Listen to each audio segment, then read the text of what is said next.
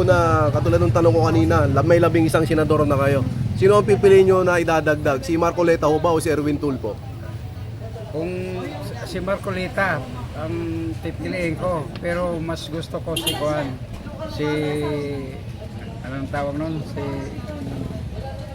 yung dating executive secretary. Atty. Vic Rodriguez. Oo, Bakit gusto nyo si Atty. Vic Rodriguez, sir? Ay yan ang nagbulgar lahat ng katiwalaan ni Marcos.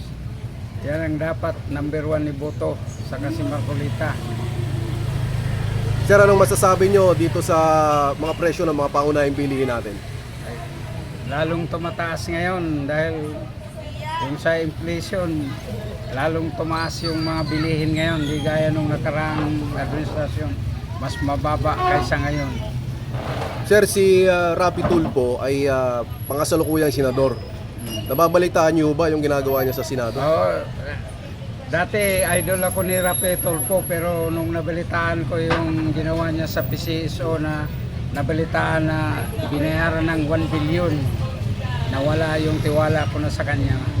Tapos ngayon po ay tumatakbo po yung kapatid niya na si Erwin Tulfo. Sir, anong masasabi nyo doon? Dapat hindi boto yan dahil American citizen yan, US military yan. Dapat disqualified yan, lumusot sila ngayon sa pumilik. Kaya dapat i-review yung kaso na yan para ma-impeach, matanggal siya sa pagka-kandidato. Sir, doon po sa, di ba po ba pagbotohan, di ba makina po yung ginagamit natin? Payag po ba kayo na makina tapos may manual voting pa, manual counting? Para sa akin, yung habang marunong pa ako magbasa o magsulat, mas maganda yung manual voting kaysa makina. Yung makina, medyo may daya yan, pero yung manual voting, mas maganda dahil kaunti lang yung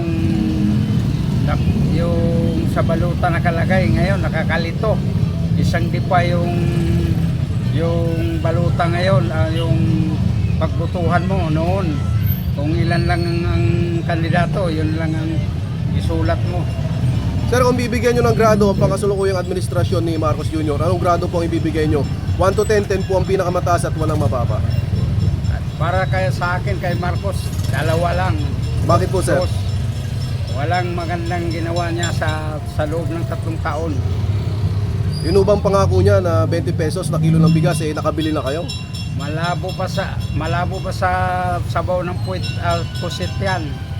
Hindi mangyari yan kahit kailan, yung 20 pesos. Nung panahon po ni Duterte, sir, nakakuha po kayo ng mga ayuda katulad doon ng pandemya. Ay, sa pandemya nakakuha ko, pero hindi lagi dahil mas pinipili yung medyo mas mahirap. Opo. Okay lang sa akin kahit bihira akong makatanggap, basta ang prioridad yung mas mahirap pa kaysa amin. Sir, samantalang sa ngayon yung mga AX tupad akap, nakakatanggap po ba kayo? Hindi ako pabor yan dahil pinipili lang yung kung yung malapit sa kusina, yun lang ang mabigyan, pero yung totoong mahirap hindi mabigyan. Mas maganda pang alisin na lang yan dahil kuhan yan, yung selective yan. Sir, anong panawagan mo sa gobyerno, lalong-lalo na po kay Presidente Marcos? Anong panawagan mo sa kanya, sir? Ang panawagan ko sa kanya, lahat ng kabinete niya dapat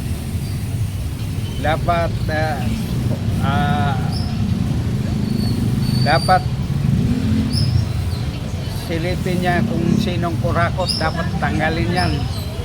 Yung mga kurakot na kabinete, lalo na si Romualdez, dapat alisin na yan. Kaya ngayon, nabalitaan ko sa Supreme Court na kuwan siya suspended, dapat hindi na makabalik yan. Sir, kung sakali man na maglaban yung dalawa, si Inday Sara at saka si Romualdez, sa 2028 election, sino ang pipiliin mo sa kanila? Pareho kaming tagalite ni Romualdez, pero hindi pipiliin ng taga-amin yan dahil hindi magandang ginagawa niyan sa amin sa Leyte. Mas maganda yung si Sara dahil buong Pilipinas tinutulungan niya. Sir, yung Leyte, paano nyo siya i-describe? Yung mga kalsada, yung mga establishmento, kasi hindi pa ako nakakarating ng Leyte. Yung Leyte ngayon, medyo mayroong mga project pero sa Tacloban lang may mga project, pero sa ibang lugar gagaya sa amin hindi maganda. Sa Inundayan hindi magandang mga kalsada doon, o mga liblib na lugar, walang simento. Sir, sa panahon po ngayon na uso na po yung social media, sino po yung pinagkakatiwalaan nyo? Yung mainstream media, yung traditional, o yung mga vloggers? Mas piliin ko mga vloggers. Yung stream media ngayon may Maka Marcos lang. Pag pabor sa Duterte hindi nila binabalita, pero pag kalaban, yan ang lagi nilang sinisilip.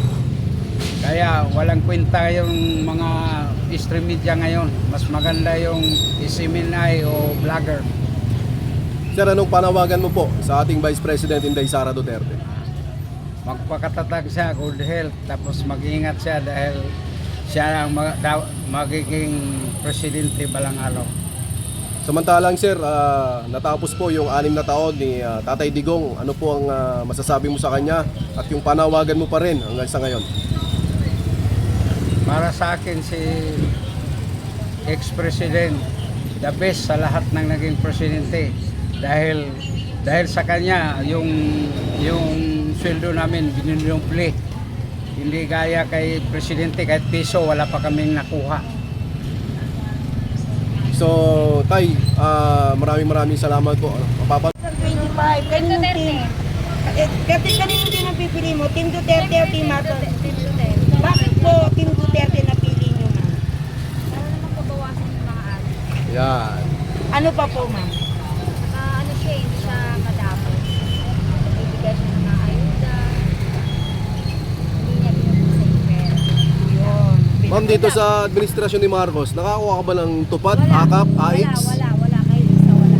Hindi ka nakakakuha. Pero nung panahon ni Duterte, nakakuha ka. Maraming ayuda. Kumusta naman yung droga sa lugar natin? Akin, talagang ano. Malala. Ngayon, malala. Pero nung panahon ni Duterte, Mas okay yung noon. mas okay nung noon. Safe ka maglakad sa ano. Ngayon, medyo marami ng mga ano eh. Kumusta naman po yung presyo ng mga pangunahing bilihin, mami? Wala pa rin eh. Ganun pa rin, tumaas na tayo. Tumaas pa rin. Nakabili na ba kayo ng 20 kilo na bigas ni Marcos? Wala. Wala po. Yun lang. Pabor ba kayo, ma'am, na i-impeach si Vice President Inday Sara Duterte? Bakit po? Ano lang nila yan, strategy lang nila yan para, syempre, aalisin si Sara para magpatuloy sila sa kanilang mga ano. Pero, hindi ako pabor. Salamat po, ma'am. Hindi yung solusyon para ano, diba? Kailangan dapat magtulungan. Bawat ano, para isa kakaunlad lang ang ano natin, hindi yung magsisiraan tayo. Kasi lahat naman ng politiko, nangungura ako. Wala namang politiko na hindi nangungura ako, diba? Kanya-kanya kami yan. Ma'am, dagdag na tanong. Halimbawa, 2028 na ngayon, sino pipiliin mo? Si Sara Duterte o si Martin Romualdez? Sara Duterte. Sara Duterte o Erwin Tulfo? Sara Duterte. Salamat po, ma'am. Ma'am, Thank you. thank you po, ha. Thank you.